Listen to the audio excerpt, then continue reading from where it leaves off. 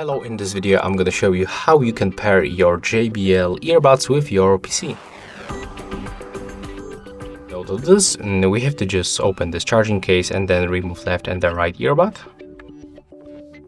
Now rotate them like that, and all you have to do is just to take a look for these indicators.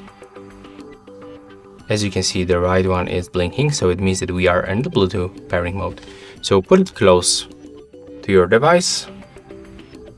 Go to the settings. Next we have to, of course, go to the Bluetooth settings. So there we get the Bluetooth and devices. Click to add device and select Bluetooth.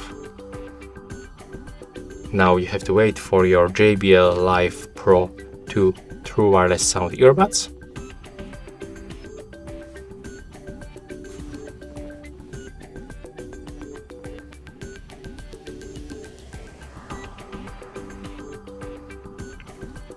Select them from the list, and after a few seconds we will be successfully connected. And as you can see, that's all for this video. Hope you like it.